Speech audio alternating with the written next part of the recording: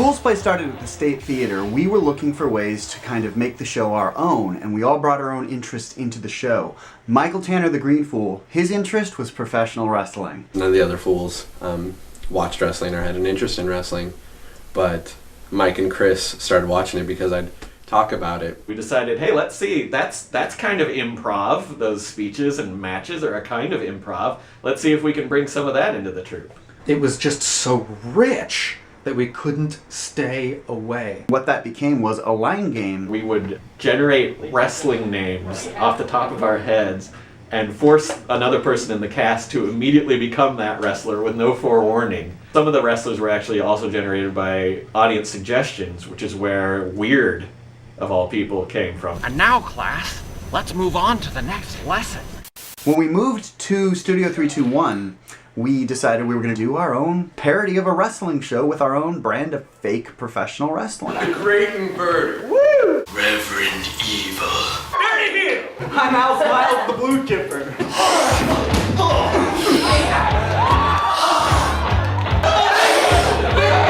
It is a big deal.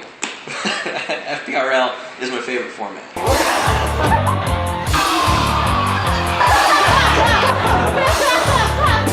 The physical comedy is couched inside of actual looking pro wrestling.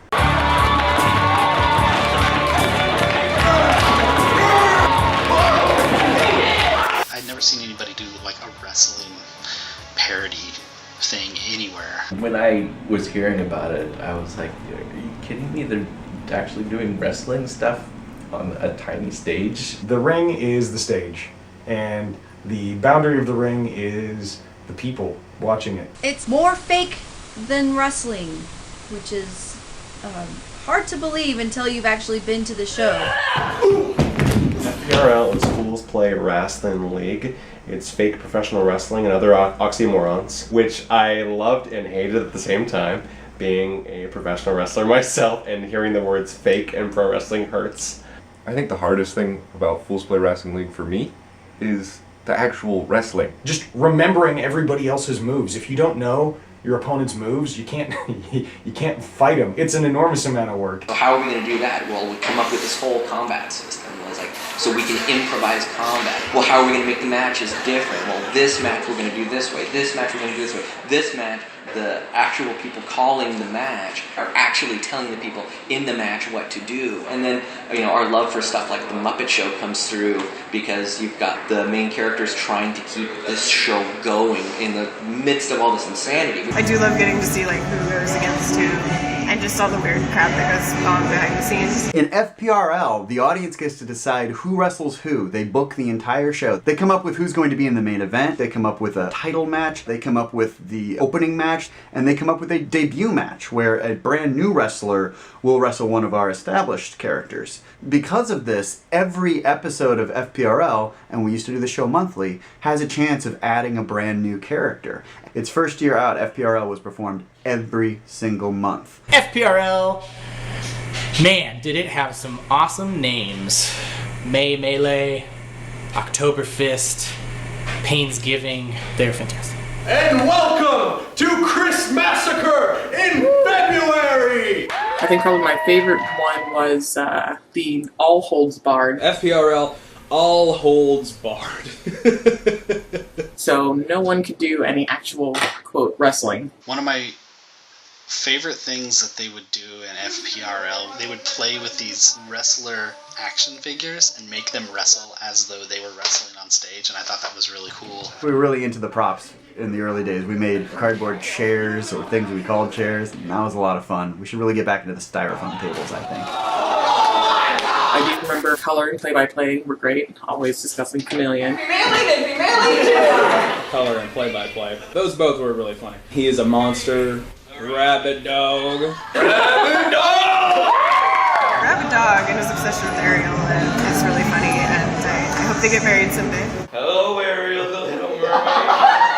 It has been a while since we had a date. I remember Rabbit Dog. Oh, that warms Rabbit Dog's heart into the pan. I I was a huge fan of the Rabid Dog and Weird and anything that they were in or interacting in. I think my favorite two characters that were ever together were Weird and the Crazy Bean. They went on a crazy adventure and it made me very happy. Do you want an adventure? A lot of characters have come from the audience. The Crazy Bean was either me, Aaron, or Alex. The only one I remember is the Incredible Bastard. That was mine. And it's just been all downhill from there. I do remember a lot from the very first FPRL I went to, since it was also my very first show that I went to. It's probably one of the suggestion card ones, and it was the sweetest sensation. The sweetest sensation! The character was hilarious. You murmur quietly in my ear. Oh, you didn't shave. That's the way you like it! Sweet and Low are some of my favorite characters on there. They were funny. And I remember one of the first FPRLs that I ever saw was the That is an illegal perpetration of the fabric of the universe! I just thought about it being like, my god, this is a really, really freaking cool idea. It has, I don't know how many characters. 50? It has 50 characters? It's gone through a long iteration, changing its structure and refinement. The cast has changed several times, with new people coming in and people leaving. The general setup has changed a few times, where it started where Michael T. was the owner, and then when he left, I became the owner as Mr. Money. Money, money, money! There's a lot of new fools in Fools Play now. Jamie Peterson, the Ginger Fool, Hillary Bryan, the Navy Fool, and they've got characters on the way that I think the audience is really going to like. It's been a while since we've done an FPRL. I'm always down to do them. I can't wait. It's been too long. I'm really excited about doing it. It combines so many things that Fools Play is excellent at. It's just really, really smartly done. And it takes so much preparation, and it is so impressive when we do it.